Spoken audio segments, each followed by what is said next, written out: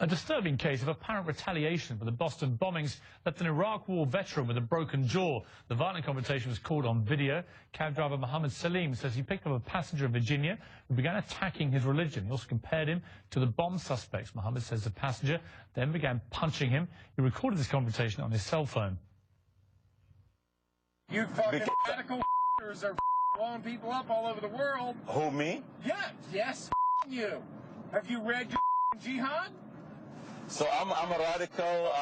Hey, if you're a Muslim, you're a jihadist. No. You think that it was right for the I'm gonna call you right now. To fly planes into the United States. I'm gonna call you to the police. Okay? Whatever you're saying is recorded. And now you're punching me? You're punching me. Mohammed Salim joins me now along with Gadir Abbas, his attorney. The person that attacked you, Mohammed, is a man called Ed Dahlberg. Why do you think he did this? Well, because I'm a Muslim. And we don't really have to infer as to why it is that Ed Dahlberg chose to verbally assault Mohammed as well as attack him.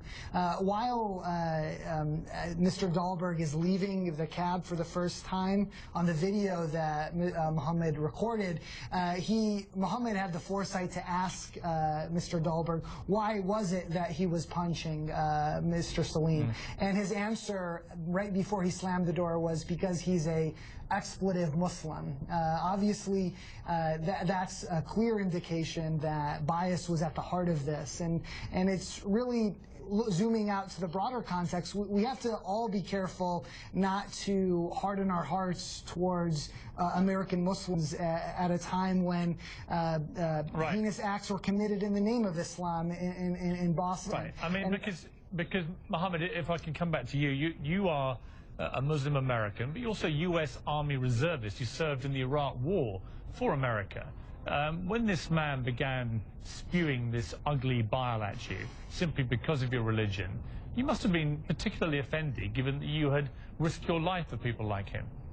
That's right. Really offended. After I served the country, I sacrificed my life, this country, and I loved America and an American Army. I'm a soldier.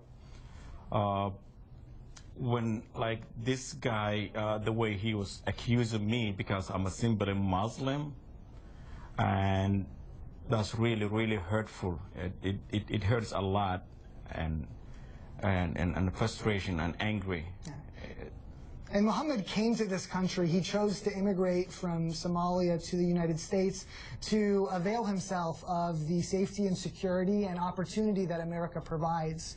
So it's extra upsetting that after immigrating to America for those opportunities, after serving his country, this is how Mr. Dahlberg chooses to treat a fellow citizen. Right. I mean, Mohammed, what is your view of people who take a negative view of all Muslims after an incident like the Boston bombings? Because we know that some people do that. They react in a very offensive way and think that all Muslims are bombers. As a Muslim, as a proud American as well, what do you feel about that? Really, I feel really angry and frustration. I mean, as 1.5 billion Muslim around the world and a lot of Muslim American who serve this country, and me, myself, I'm an example. And as I said, and I sacrifice the country and just keep America safe. That's really, it frustrated me and really angry. So we don't deserve this. We American like them or like him. We're not just a Muslim, we're just Muslim American. So it's right. Really, I want to read you a statement which is from Dahlberg's lawyer.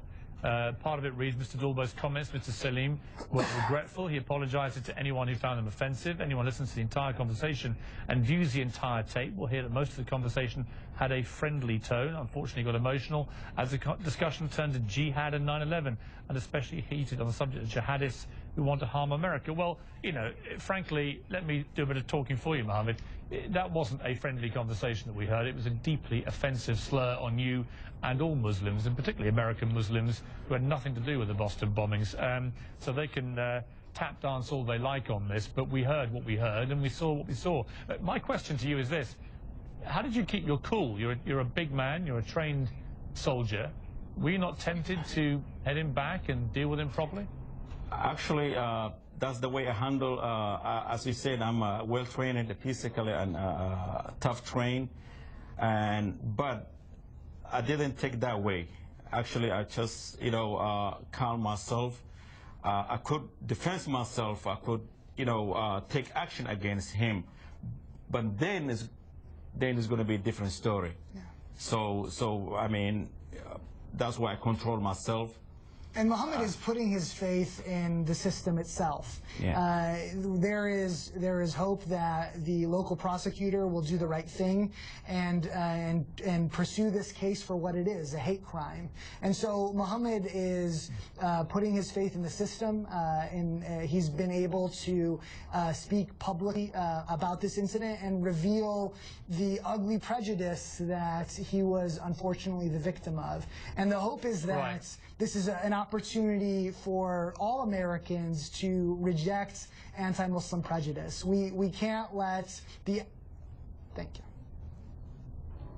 Okay, I'm sorry. I know that you have to go to your shift, Mohammed, which is obviously what you need to do. It's most important to you. I want to just thank you for coming on, for telling your story. It's a disgusting story in many ways, and I'm appalled that you've been treated this way by this repulsive man. I wish you every success in going after him in court, and thank you for your service for America, particularly in Iraq, and I wish you all the very best for the future. Thank you very much. Thank you.